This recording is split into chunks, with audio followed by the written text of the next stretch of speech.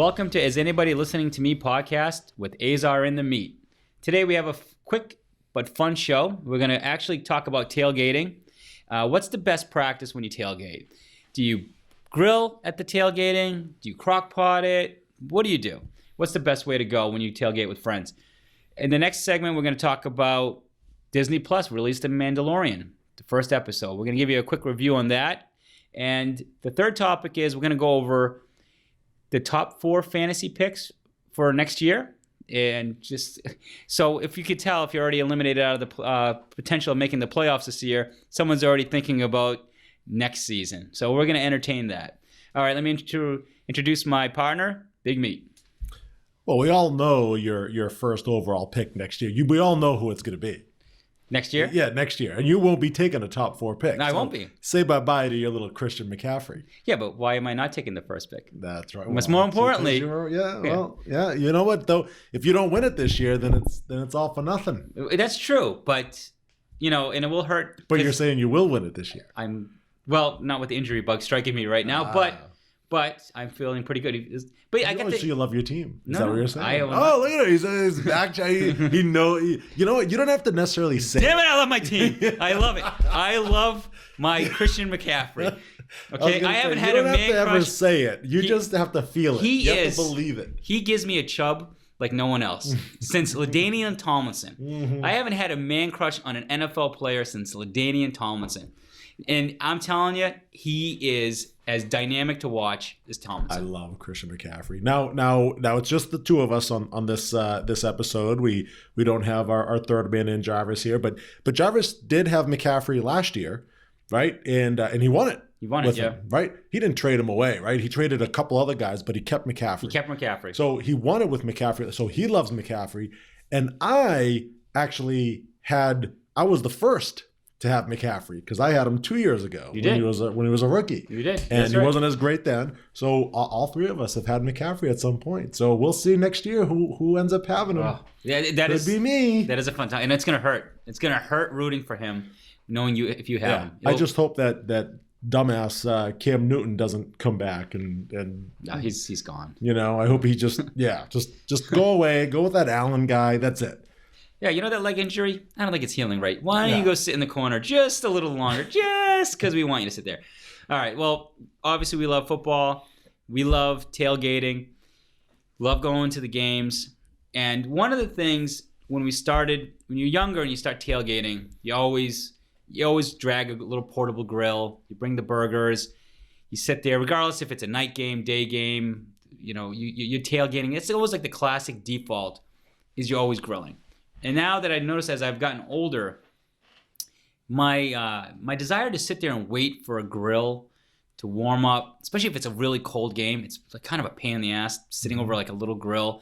You're just so cold and you have to have your gloves off. And, I have just enjoyed more switching from grilling to either going right into the stadium, which can be expensive, but if you're going to tailgate, to actually crock potting all kinds of like favorite foods like chili, meatballs, pulled pork, all the classics.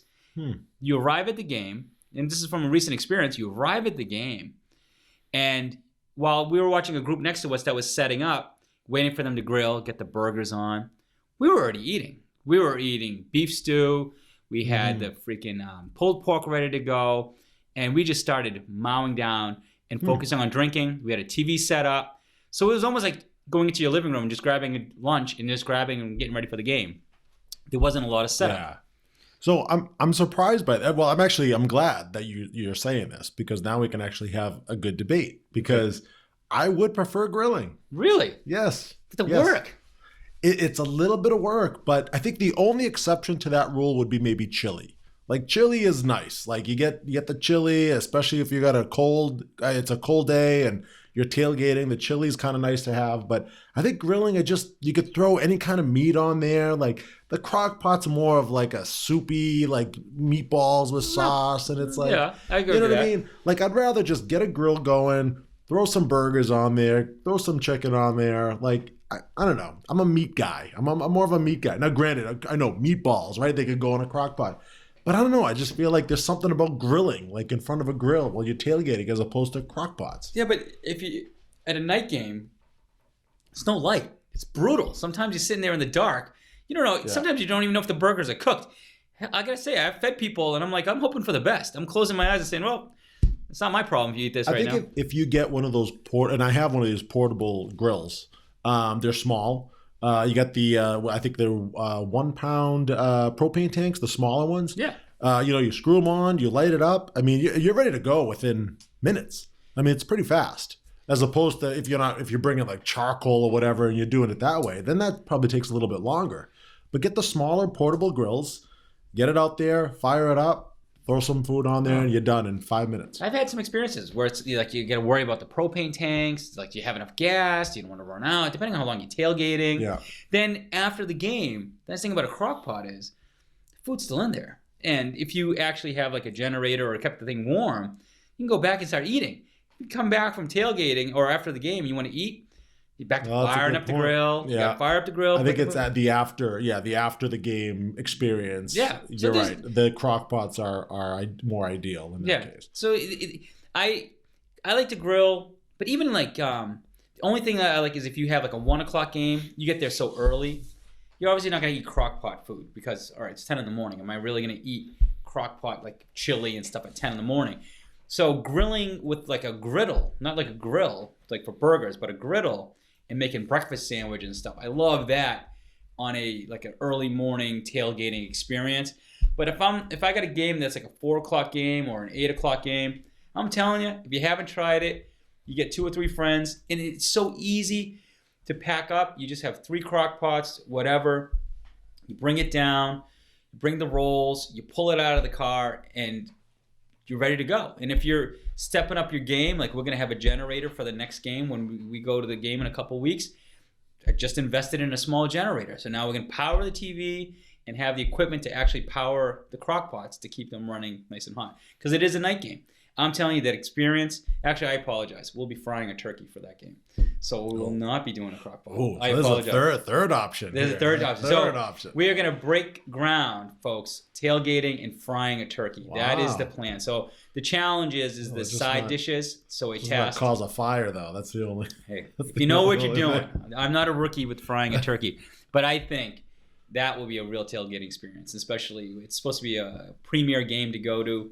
And I plan to step up my...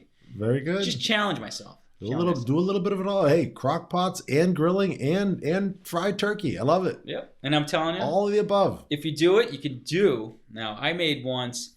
I tried to do like a Chipotle meal once with tailgating. I made the rice. I made the chicken in the crock pot, the shredded chicken and everything. Just don't go tailgating with someone like a jackass, like our previous host here with a guest host. He'll throw away all your condiments because he thinks everything you just, we're like, there's a game, like the game ends and we're going to eat again, right? And you just threw away all the condiments. So if you do stuff, just watch out who you tailgate with, because sometimes you go with the jackass that when we say, let's time to clean up, let's go to the game, they just think everything needs to go into the dumpster. Which I might be partially to blame for that too, because I think he asked me for my opinion and I was like, yeah, whatever. Yeah. Yeah, so I gave him the whatever, and he just went ahead and did it. I apologize. They're a pair of jackasses. So if you go with people, when you're making extra effort for the group, just make sure you don't go with a jackass. Just put it in beforehand. We're going to put shit away, okay? All right, so Disney Plus came out last night, which was November 12th. I apologize. Mandalorian is the one they were promoting heavily as the show. That was their Star Wars show that came out. It's basically a bounty hunter. So if you're not familiar with Star Wars, well, God help you, shame on you. But it's basically, if you're familiar with Boba Fett, the character, it's not him, but it's that same type of character. And I gotta say, I really enjoyed the episode. I was actually bummed that unlike Netflix, which allows you to go to the next episode in the season, they're making you wait. Yeah, once a week. And that's a good show when they got you captive. You're like, oh crap, I want to see what happens next. So that was a sign of a good show. And it was a little slow at the beginning, but again, you got to assume the first episode or two, you got to build the character. Sure. And I give them that. But the investment that was the first thing I noticed. Even though it's a TV show, the investment in the surrounding, like the studio, like the whole, like where he's walking around, like basically the scenery was amazing. Like it was almost like it was like like a movie quality. Yeah, They didn't yeah. skimp out. Like it looked really like Yeah. they invested a lot into the scenes and to the characters and the quality of the characters. So I give Disney a lot of credit for that investment and making it look like a real, almost like a movie. I mean, that's how good it was. Yeah, I really liked it. You know, it did have that old like Star Wars feel to it. A little bit like Rogue One. I thought Rogue One kind of had it too. And I think this one, I think it takes place 5 years, I think, after Return of the Jedi. So you're still kind of like back in that timeline. And not to, we're going to try to keep this spoiler free in case you haven't seen it. So we're not going to reveal anything. But you're right. It was a little slow at times, but I don't mind that. I actually like that. I like that it's building up. It's the first episode. They don't need to throw everything at me. I mean, I know it's an 8-episode season and maybe even seasons more after this. We kind of know a little bit of the Star Wars kind of, history. And I mean, they don't need to explain anything. Like, we know what happened. Yeah. So, and this is all like, he's like a new character. It's not Boba Fett. It's not, it's just all new, which I like. I thought the acting was a little bit cheesy. Like that guy in the beginning there was it wasn't that great. The guy that when he first his first bounty. Yeah. Yeah. But they had a lot of great callbacks to it. A lot of like, if you're a Star Wars fan, you see certain characters, and they're not the same characters, but they're the same, I guess you could say, like species or whatever. Yeah. And fair. It's like, oh yeah, I remember like a character like him in this episode or in this episode. So yeah, it was really good. And then the ending was like, got you. It sucked you in completely because the very ending, the final scene, final minute or so, it was like, woo, now I can't wait for the next episode. Yeah. And you're right. I wish they did all the episodes all at once. That's my only criticism. Yeah, of course the podcast would have suffered because we would be so tired. It would be hypocritical if we sit there and say we hate lazy writing. Right, and then for us to come and complain like, oh, it was too slow, and they're like, no, they actually were writing the story, right. And like Meat was saying, they didn't dump everything on you. It wasn't cartoonish. Yeah. Now again, my earlier knock on this is that it's not like Netflix where it's going to get vulgar, but there was some scenes that I was like, all right, it's a little much for Disney. You don't expect it to see. Mm-hmm. There was one scene in I think cantina or something where he was chasing down some people. So I give them credit. They probably can't push the limits because it is Disney and they know children. Yeah. But another point you made that's great is that thank God they do not keep going back and try to relive. Like, we did not need to know the Empire collapse and go flashback or something stupid like that. We know. Like, we didn't need to pause at a moment in time. Where was he when this happened? They just basically moved on with the assumption, hey, you understand the premise of the story. Mm-hmm. And I'm glad they did, because if they had to relive everything to explain to people that don't understand Star Wars, that would be painful to people that, like, why are we watching? You have to be a fan of Star Wars. Yeah. So that was a good thing about that, is that they jumped right into it. They just assumed everybody knew where they are in that point of time and what basically the premise of the story and the background of these type of characters are. And that was great. Now, it's going to be an interesting plot because I'm still trying to understand. And I think this character, they're definitely going to do that thing with characters. Like, are you going to hate him or are you going to like him? Like, you don't know where to go with this guy in the first episode. So it's going to be an interesting, like, he looks like kind of an asshole character. Like, he's going to be like one of those assholes. Yeah. Like, he's almost like a Star Wars Punisher, basically, but without all the violence and. Yeah, the one criticism that I've read in reviews, and not necessarily from fans, but like just critics, is that that he didn't reveal his he doesn't show his face in it, like in the first episode anyway. Do you know who plays him? Do you know who he is? No. Who plays him? He's the guy in Game of Thrones. He was the Viper. Okay. That guy that got killed by the mountain. Who exploded his face. That's the guy that plays him. Okay, I recognize the name in the credits. And I'm like, why do I know that name? Okay. Yeah, Eddie, you know what? You ruined the surprise. I was wondering who it is. Like, who's going to be playing? Now, what is he going to look like? Yeah, and is he ever going to take his mask off? I don't know. But they already said in the beginning, in the opening part of the show, that those guys... They never do. They never do. They're trained not to. Yeah. So it is interesting. The critics... critics can suck it because there's so many damn things that I've watched that the critics said suck. Oh yeah. And then you go and watch and you're like, that's not that bad. What are you talking about? Yeah. And then they go and do the Academy Awards and the Oscars and all this bullshit and they tell me what's good. And it's the worst freaking movies. Yeah, they don't know. It's crap. So critics, they want it artsy. They want it politically correct. They'll tell you if the guy came out and said he was transgender, they would tell you it was the best episode freaking ever made on TV. Yeah. Because it's got to be more about political correctness points versus quality of a show at this point. Yeah, if you want a true review, then listen to Azar and the Meat podcast. We give you the real deal. Yeah. We tell you what's good and what's not. Yeah, we're just looking for, how much violence? Is it fun? Now, we know there's not going to be nudity. What's the kill count? Yeah, we want kill counts. We know, look, it's a Disney production, but we're not expecting the greatest acting. Yeah. Again, this is not, but they're building up. I've watched Game of Thrones. If you look at some of the acting, it was okay at the beginning when it started. Some of the characters were kind of reaching, but again, you kind of got to know them, and you just kind of look past it. There are some shows where the acting is so bad it's difficult to look past. I think with the quality of this show, it should be fine. So I'm looking forward to the rest of the season. It's good. I think that's I went on the Disney Plus. Not app, but through my Roku, going to see the interface there and just kind of going through. And of course, you got all the Disney movies, and they're going to add more and more. The content's light. I think Netflix still has a contract with a lot of those movies, so they got to wait till that is up before they move everything over. But in terms of like the original shows like The Mandalorian, there's not a lot. No, it's The Mandalorian, and then there's just a bunch of Lady and the Tramp. They made, I think there's a live version of Lady and the Tramp that I was flipping through. But my kids clung on to it because there was things that Netflix had, but they must have lost the contract rights to because this was coming, and they were very excited, like Phineas and Ferb and some old, and they were old shows, which was funny.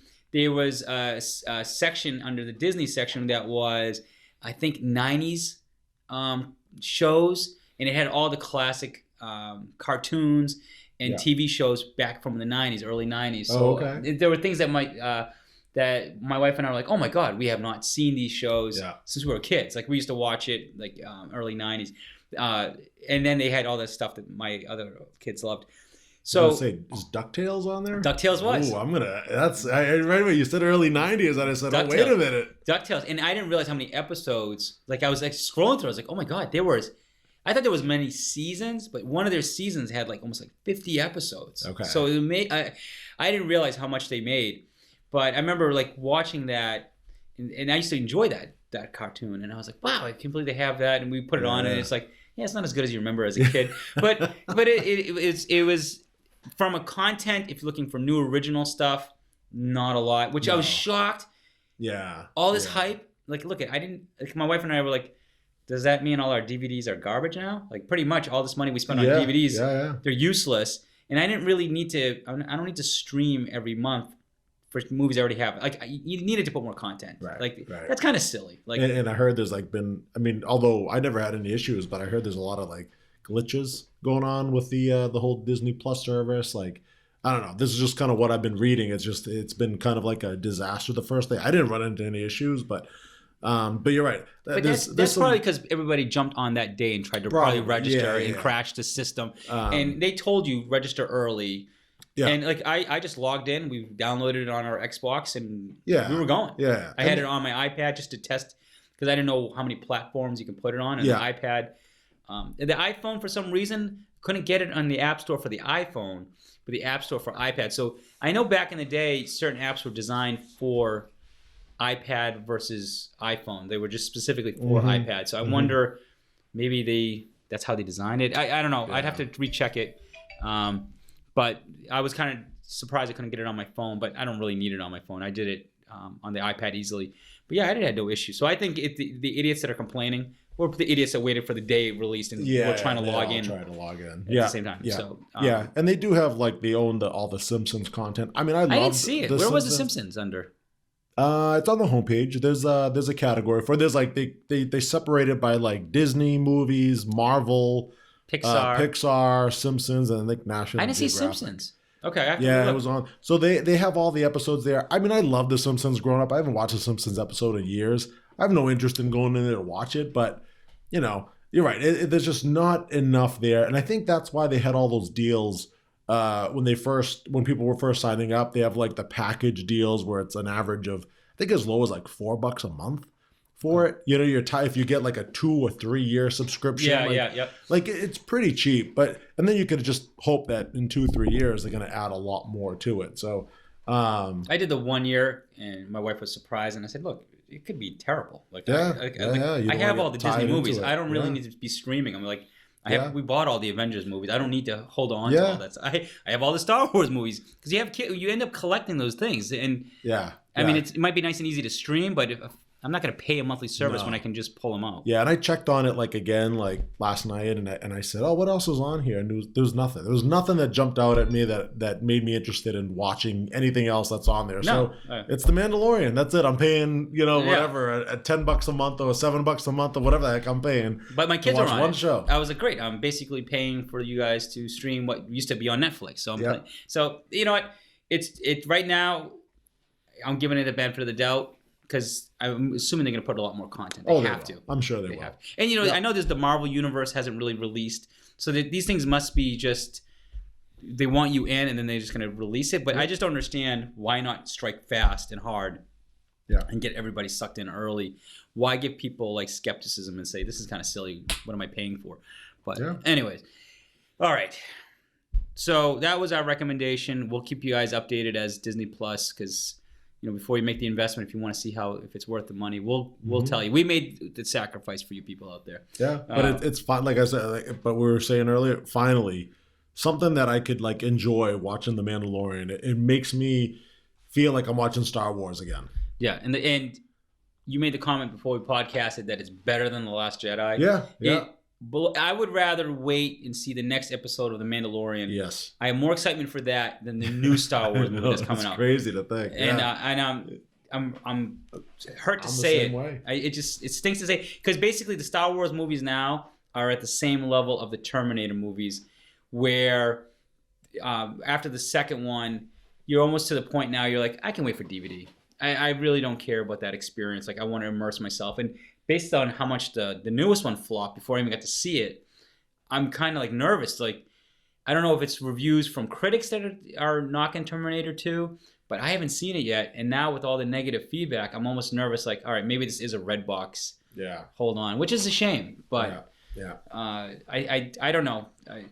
Part of me wants to watch the new Star Wars, but I'm almost I'd rather stay and watch The Mandalorian. Yeah. If I had the choice between the two, I would do the same. Yeah. So that's our review. All right. So now, this one I don't know how much debating is going to be because I think it might be a little after the top 3. But who are you? Let's go top 5, right? Because if you have the top 5 picks, usually that's kind of the sweet spot in the draft in fantasy. So. Based on, we're at the midway point of the season, a little bit over the midway point of the season now. Mm-hmm.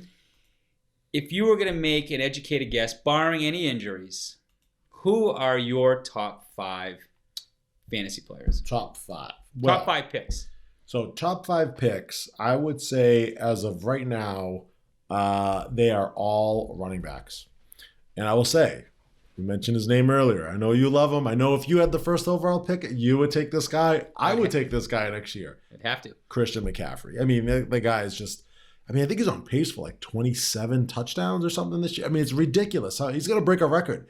I think the record's 28 by LaDainian Tomlinson. He might even break that record. Again, another accurate comparison because he is like LaDainian Tomlinson. Yeah. He's receiving. Catches, he does everything. Yeah. He play every snap. He's out there. Yeah. I mean, he's an absolute monster.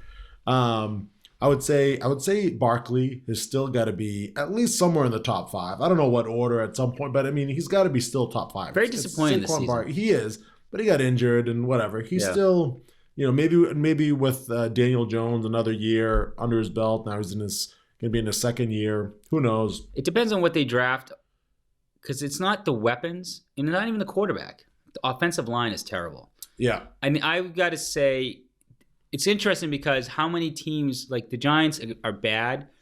I'm curious, are they going to make that investment in the offensive line? And it stinks because they invested in Matt Light, thinking that was going to help with their line. Mm-hmm. And I don't know. He left the Patriots, and I think the Patriots knew he was overpriced. He is not worth what they paid for. And the Giants, and I even heard rumors that they might be trying to trade him. So I would say Barkley is contingent on how much they improve the offensive line, because that's what's killing them. Like they just can't do anything with that line. Yeah, and they've got to throw to him a lot, like out of the backfield, and which a lot of running backs do these days, more so than they did years ago. But it's still Barkley. Maybe would I take him second? I don't know. If the season ended today and the draft was tomorrow, then probably not. But who knows? Going into next year, you just got to take that. How good he is, how talented he is. Right now, he's probably 4 for me. Yeah, I would say he's 4. Another guy I would throw in there, similar to Barkley, who's kind of having a down year as well, is Ezekiel Elliott. Yeah, I just think he's so good, and they run the ball a lot. He doesn't seem like he gets injured all that much. He is having a little bit of a down year this year, but he's still putting up decent numbers, and he's done it now for a few years. He's not like a rookie or a second year guy. I mean, he's done it. He's consistent. Like, what you're going to get from Ezekiel Elliott. Yeah, and I think the second half will be a better year for Elliott. Right now, what I've noticed watching some of the Dallas games, because Dallas tends to be one of those national teams that you always see on TV. They always have like some of the primetime spots. And what I see is they're really putting the ball in Dak Prescott's hands a lot more this season, especially with the emergence of Amari Cooper. You have Gallup. I mean, even Witten, as old as he is, he's such a reliable tight end. They have weapons, and Dak Prescott, it seems like he's put it together, and they have a good defense, so they can pounce early. What I'm surprised in the play calling is I feel like sometimes they're not even giving Elliott the ball that much. Like, he's dropping back, and it's just... They've cut back a little bit this year, yeah. I've never really heard his name all that much. He's been healthy all season. Yeah. And I don't remember ever being like, oh, wow, he had like 150 yards and 2 touchdowns. Like, I don't remember hearing that all that much this year, like I have in the past. And they paid him a lot of money. So I don't know if it's a strategy like, hey, if we don't need to put the wear and tear on him, because he does, when he finishes the league, he does have a lot of touches. Like, he is someone that always finishes high in the touches category. I wonder if it's part of the bigger strategy of, if we can hold back, maybe then release him as we get more critical into the season. Again, with Dallas, you just never know, because I hate the head coach. I've always hated the head coach. I don't know how he survived. He's awful. And with Jerry Jones, who knows with their logic? He might have told him, look, I spent a lot of money on this guy. Take it easy on him. I want him for the playoffs.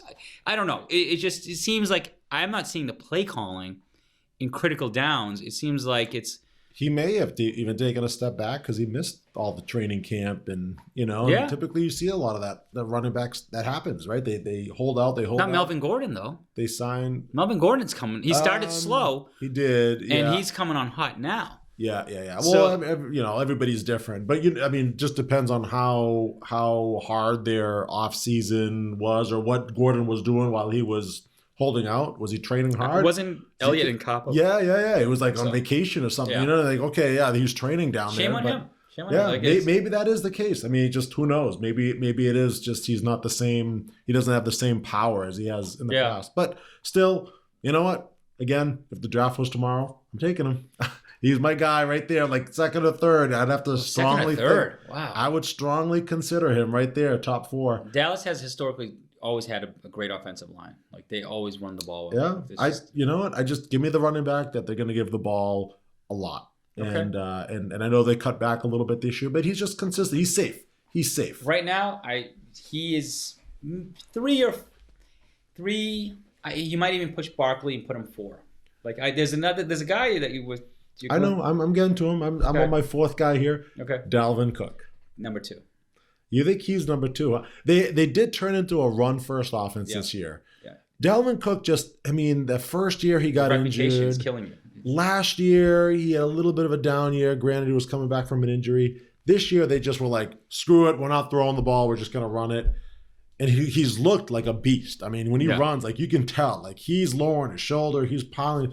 So he's great. I love him. But maybe I would put him 3rd. If he finishes the year healthy, gets rid of that, I'm always injury prone. Like, if he can finish the year healthy, because everybody was like, you better grab his backup because you never know when he's going to go down. Like, any minute he's going down. If he finishes at the pace he's going, the way that offense is looking, Kirk Cousins finally turned around. He's still got 2 of the best receivers. That's if they keep Diggs. But even without Diggs, you still have Thielen. Yeah. Right? Kyle Rudolph is a functioning tight end. I think they need a better pass catching tight end. Yeah. Their defense is always not. Their defense isn't as good as years past, but they're always a middle of the road defense right now. I think in the division they play in is a little tough because of Green Bay and Chicago. I mean, Green Bay's defense stinks, but Chicago's defense is pretty tough. Well, they've been good this year. Yeah, they're getting better, and they're in a tough division. So he's doing that. That's what I mean. Like I like him because, man, he's putting up points in a tough conference, and he's doing really well. So if he's healthy, I think he's that guy. I'm like, you know what? You just can't. You got to get rid of that old reputation and say he might be worth the investment as number 2, more so than I don't know who your next guy is, but. Yeah. So just to go back to Cook, they do have, I think he's a rookie, Madison. I think I'm pronouncing his name right. He kind of looks like Cook, kind of same build. They both have like long dreadlocks. Yeah, he's the handcuffed. Everybody was said you got to grab him. Right, but when they use Madison, when he doesn't get a lot of carries, but when they throw him in there, he looks good. Yeah. So you could say like, all right, Cook, he's great, but they throw Madison in there and they don't miss a beat. And it could be, again, the run-first system. It could be the offensive line. You can make that case, too, because, again, no running back is great just by themselves. Like Sure. Barkley did it. Barkley may be an exception. He was on a shitty team last year, shitty offensive line last year, shitty quarterback. He was outstanding. He carried the weight on his back. You might argue maybe that all that wear and tear hurt him this year. Who knows? But even Christian McCaffrey's back up when he goes in because the system is so good. He puts up. He looks really good. Now, if he goes down, look at Alvin Kamara with New Orleans. Are you going to tell me Alvin Kamara and Latavius Murray are the same player? And when Kamara goes down, Murray is just he's that good? No, he's a function of the system. He's benefiting. But I'd rather have Kamara in the lineup than Latavius Murray. He's just more of a dynamic player. And I think it's the same thing with Dalvin Cook. The rookie might be good, but you want Dalvin Cook in the lineup, and he's just sure. Better. I mean, I clearly, definitely Cook is going to be better. But I just looked it up now. They both have yards per carry average at 4.9. They equally have the same yards per carry. Granted, Cook has a lot more carries than he has, but they do give Madison the ball. I mean, they do. They do. He has 389 yards so far through 9 games or whatever. I mean, that's not terrible. So anyway, so Cook should be definitely top 5. I would say he's 4th. To me, he's 2, right? Or whatever, top 4. Yeah. My 5th, and the 5th guy who I think should go is definitely George Kittle. No, not George Kittle. It would be, I would have to say, because I have a Chubb for him. Nick Chubb. I would say Nick Chubb. Oh, wow. Chubby Chubb. You know, I think, could you imagine how good he could be if the team was actually better around him? Like, he's doing this. He's the only bright spot in that entire Cleveland offense. When you were going into the season thinking that was the team to beat this year with OBJ and Baker Mayfield and Chubb in the backfield, what a shame! Like, that is such a bust. Yeah. That I think as a team, that is the biggest bust. Yeah, I mean, you say Christian McCaffrey, right? He's got 989 rushing yards, and Chubb has 919. He's not that far behind. Granted, Christian McCaffrey has more passing yards, but it's the touchdowns that makes the huge difference between the two. But again, Christian McCaffrey's in his 3rd year. Nick Chubb is in his 2nd year, just becoming a starter just this year for the first time. I think going into next year, maybe with Baker Mayfield another season under his belt and Odell Beckham there again and Jarvis Landry, who knows? I mean, Nick Chubb could take another leap. Let me ask you, what if the coach gets fired? And now the whole scheme changes and you don't know what... It depends. I mean, you won't know for sure, but you would know who would they hire. I mean, if he's a run-first type coach or... what success he's had with other running backs in the past. I mean, you can kind of make that case. If the guy comes in and says, nope, I got a pass-first offense, then I'd be worried. But if it's a guy that comes in that has a history of that, if it's like, Norv Turner. I was going to say Norv Turner. Yeah, the running back if he was like the offensive coordinator that came in, I'd say, yep, he's the guy. Yep, I'm going to take Nick Chubb, top 5. Yep. I'd say honorable mentions just to throw out a couple names. I don't know if they would go top 5, but They're having really good seasons this year. Aaron Jones is one. Derrick Henry. Maybe Melvin Gordon kind of jumps back into that mix. Who knows? I know your boy Chris Carson's got to be up there. Yeah. Yeah. And that's pretty much it. Maybe even Josh Jacobs. You know, I don't know if he's gonna really be. I mean, even though he's I'm looking at his numbers, he's actually looking pretty good. He is the 7th out of fantasy as of year to date right now. He's the number 7. So he's definitely in the top 10. The beauty of next year for all of us who've been drafting and doing fantasy for years now, there was a point where running backs were getting thinner and thinner, and it was getting harder. Next year is going to be probably the best year to draft because there's almost like 10 good running backs. Yeah. And that I can't remember the last time you went into a draft where we weren't putting OBJ or Antonio Brown. Like they were always what's his name? Not Deshaun Watson. OBJ? No. Julio? No. DeAndre Hopkins? DeAndre Hopkins. Why do I always forget his name? He's such a silent guy. Like you never think about him, and he's not having a good year. But I can't think of a single receiver I would put over any of these running backs right now. There's none. There's none. It is mind-blowing how the league, as much as it's gone airborne, it is shifting back to where running teams. I think teams have realized, well, geez, if they're all going small linebackers, fast linebackers, secondary, and not investing in the front, run the ball. Like look at Patriots' strength. What's their weakness? Their strength is their secondary. Their weakness is the run game. They can't stop the run that effectively. Good runners can run the ball on them. That's one of the best defenses in the league. And the teams that lose badly are the teams that are insisting we're going to keep throwing against the Patriots. And it's like, do you understand your logic? Is you're going to keep throwing, and they can shut anybody down. So, yeah, I have Amari Cooper on my team this year. He's the number 2 wide receiver in the league, and I would have never guessed it. Yeah. I mean, he's had a good year, but I don't look at him and be like, wow, I have Amari Cooper. He's going to take over and he's going to like win me a couple of weeks. I'm like, I plug him in there and I'm like, gee, I hope he scores a touchdown this week. And he's the 2nd ranked wide receiver right now. So, I like Evans. Am I taking Evans in the 1st round? No. I don't know. I don't think I would. Especially with, look at the top 5. Evans, Cooper, Thomas, Godwin, Galladay. Galladay. Yeah. I mean, there's not even any of the names that we know. Like DeAndre Hopkins. Like all the people that invested. What a kick in the teeth. Who's 6th? Oh, Mr. Lockett. Oh, no, shocker there. Oh, maybe Tyler Lockett would go 1st round for you. Maybe. Well, you love him so much. Back to back, Carson and Lockett. Bring the family together again. But I am actually, even if I'm successful but don't make it to the championship and I get knocked out, even if I get a top, because I have my luck, you and I tend to have the luck. We're always 10th pick. I don't know what it is. Even when we draft next to each other, we're 9 and 10. I don't know. Life has just put us always the bottom of the draft every single year, where like Steven gets the number 1 pick every year. Yeah. How Roper always gets 5. Yeah. He's always in the middle of the pack. But anyways, I'm not worried about it because there's a lot of good running backs that I'm not like, oh, well, it's like this guy's maybe like he's coming to this team. Yeah, you'll get a good one. I mean, Nick Chubb could be right there. You'd be taking 5th or 6th, and Nick Chubb could be there. Or, and if Aaron Jones keeps doing what he's doing, Aaron Jones is on pace. I mean, I thought it was a fluke because he had that one big game. But Green Bay, as much as we laughed at him and we said they're like, Rodgers, they're not necessarily winning it all on Rodgers' arm. But their team looks a lot better than I thought they would be. Their record is really good for a team I thought with the new head coach, really young. Now, he might be like Sean McVay, good one year and shitty the next year. Yeah. I wouldn't be shocked if he's in the Super Bowl against Belichick and gets his ass kicked. But yeah, Jones has 11 rushing touchdowns this year. Yeah. That's a lot. Yeah. I 3 in the air. But I'm excited that the league is so much more fun with running backs. I don't care what anybody says. Throw all you want with a quarterback, blah, blah, blah.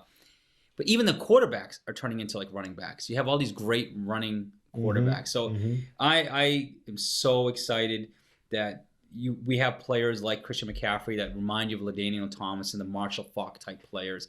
And and there are players that haven't kind of rebounded like a David Johnson that were like that, like these receiving backs that make it exciting.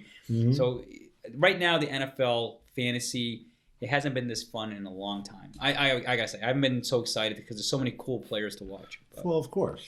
Well, McCaffrey makes it exciting.